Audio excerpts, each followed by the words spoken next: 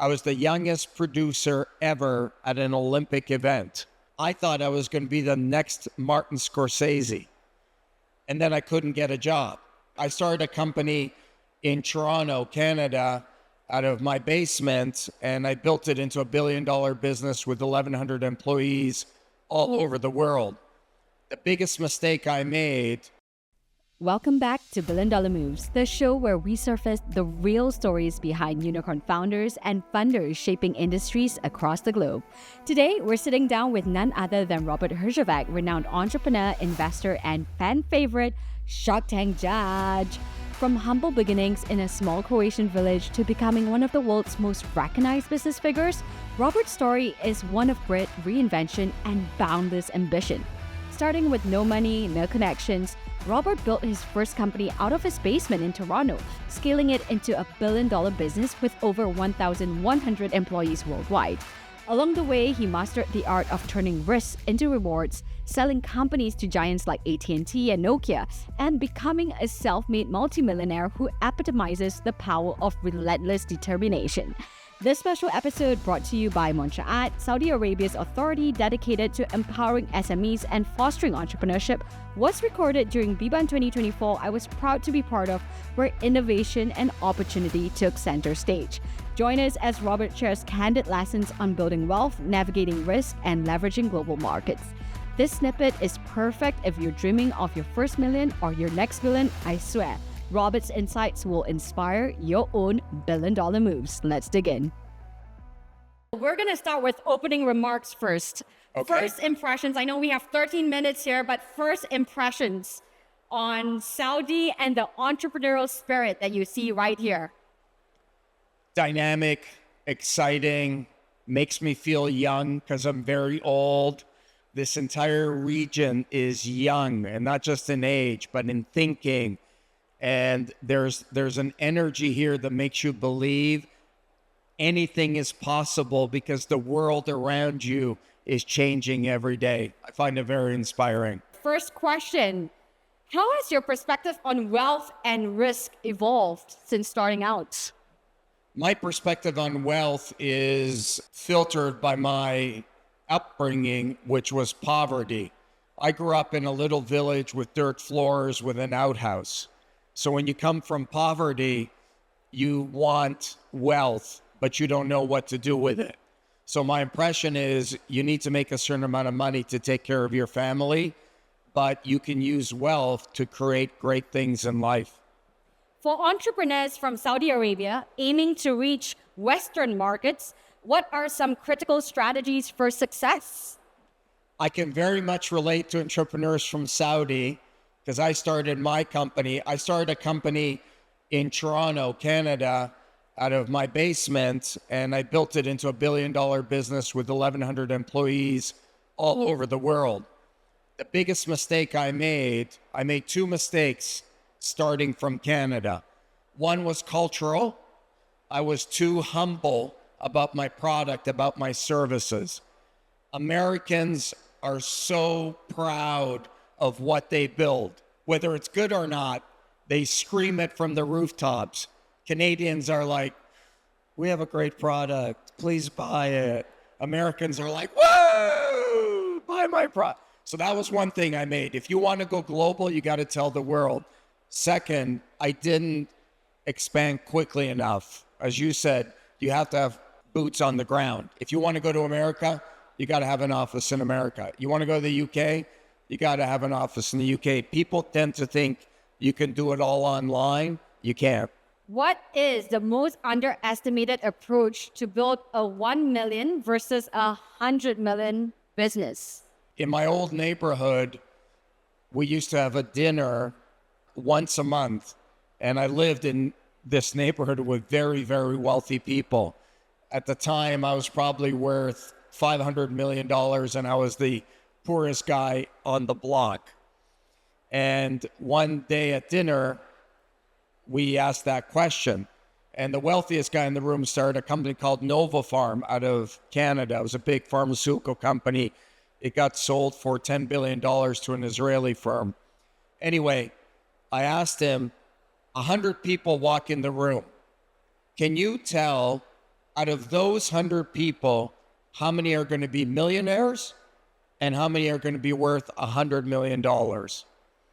And his answer was, I can tell you the 15 to 20 people out of 100 that are going to be worth $1 million. And the reason is simple. They work hard, they show up on time, they have incredible discipline, all those basic skills that your parents taught you. Be respectful, be nice, all of those things. But I can't tell you who's going to be worth 100 million because you need a certain amount of macro conditions. You have to have a little bit of luck. How has your background, starting as an immigrant, influenced your view of leadership? Immigrants always have a chip on their shoulder. Two ways. One, you never feel like you're good enough and you're constantly looking for approval. And the more approval you get, the better you want to be. And so I think my background as an immigrant has always forced me to do better than the person next to me. Not that I think I'm better, but I've always felt I needed to work harder and prove myself more. This is a question from the audience. I would like to further my career, but I don't know what I should be passionate about. How do you choose an idea to double down on? It's a great question. When you're young, you don't know what you're passionate about. When I was 19, I wanted to be a film director, and I produced the Winter Olympics for Canada in 1984. I was the youngest producer ever at an Olympic event. So think about that. I'm 19 years old. I produced the Winter Olympics. I thought I was going to be the next Martin Scorsese. And then I couldn't get a job. I was literally unemployed and I couldn't pay my rent. And my roommate had a doctorate in computer science. And he applied for a computer job and he didn't get it. And I talked my way into the interview and basically worked for free for 6 months and learned coding and application. And guess what? I hated it. I hated it every day. But you know what I really loved? I loved paying my rent. But after 6 months, I loved programming. I loved computer security. And I actually became the most Googled person in the world on cybersecurity. So when I was 19, if you would have asked me, was I going to build a cyber tech business? I would have said, no way, tech is boring. I want to be on TV. You don't know what you want. It will find you, but you've got to try different things when you're young. This may be a common question, but you've been on Shark Tank for almost 21 years. What is the most unexpected lesson that 21 years of Shark Tank has taught you? The biggest lesson I've learned from Shark Tank in America, because it's different in every region, our show runs in 54 countries. In Portugal, I'm a huge star. It's incredible. The show runs everywhere. Biggest lesson I've learned is leverage the platform of the show. So in America, the business of America is consumerism. When people in America see a product on our show, they go and buy it immediately. The American consumer is triggered for instant gratification. The Canadian consumer waits to see it in the store. And then when they see it in the store, then they think about it, and then they see an ad for it, then they buy it. Americans see it once, they'll buy it right away. So the biggest lesson I learned was invest in things that people watching at home are going to buy. So in the second season, we had these 3 guys come on the show, and they were making, one was a doctor, a dentist, and one was a lawyer. And they didn't want to be a dentist and a lawyer anymore. So I'm not making this up. They Googled businesses to start. And one of the businesses to start was ugly Christmas sweaters. Yes, this is a thing in America.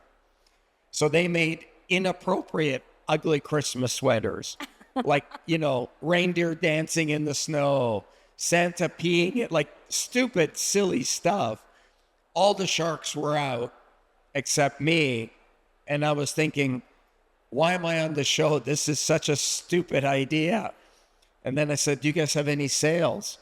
And they were doing 600,000 a year. Wow.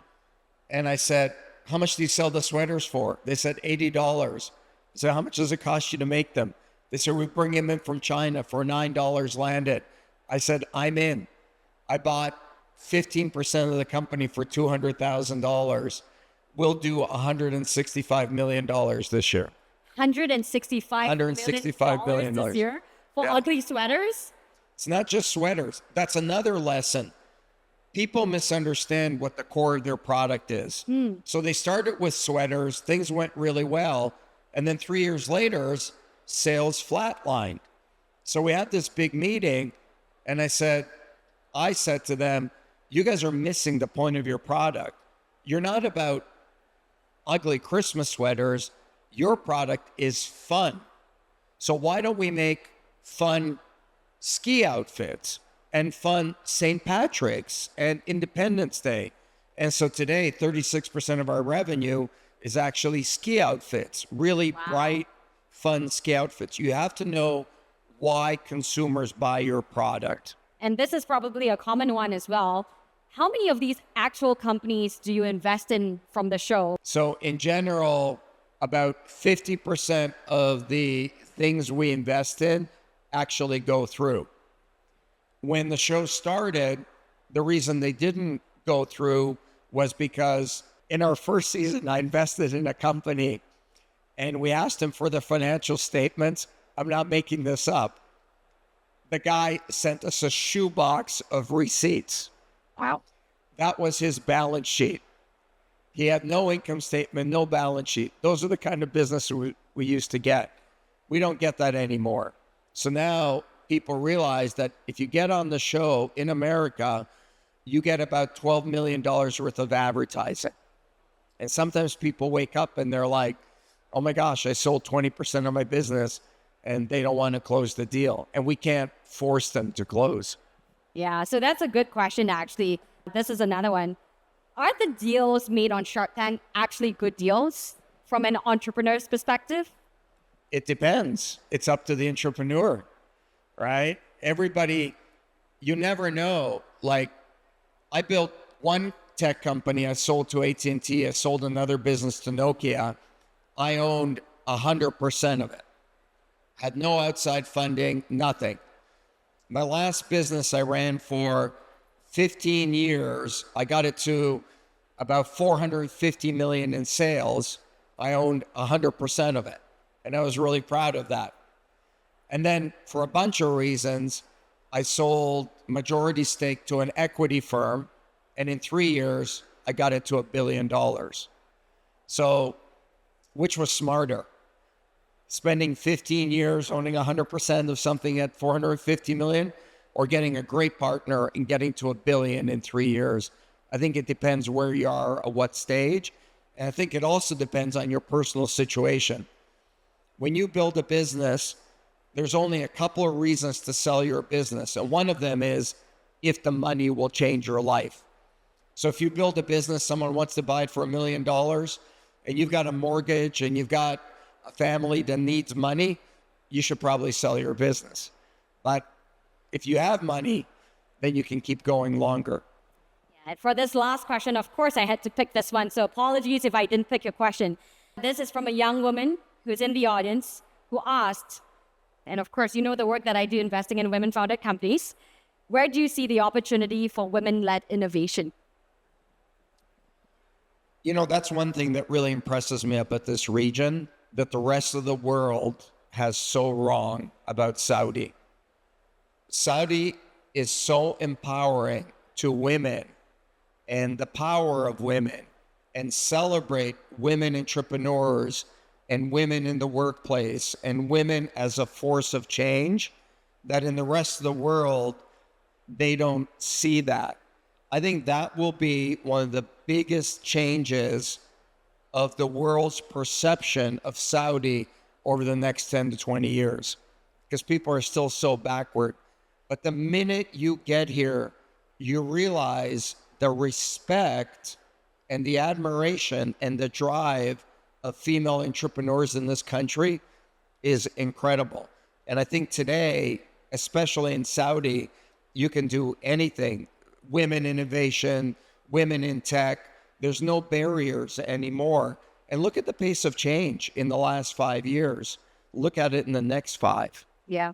And with that, what a word to end on. We are so excited about the potential of entrepreneurship in the kingdom. Congratulations to all of you who have started on this journey. And as Robert always says, start small, but dream. Dream big, play fair, have fun, make a lot of money. All right. And with that, Robert Herjavec. And thanks so much for tuning in this week. You can subscribe wherever you get your podcasts and follow our socials on Sarah Chen Global to get the latest on the show. It would really help me out too if you enjoyed this to rate and review our show on Apple Podcasts and share your favorite episodes with a friend. I'm Sarah Chen-Spellings and you've been listening to Billion Dollar Moves.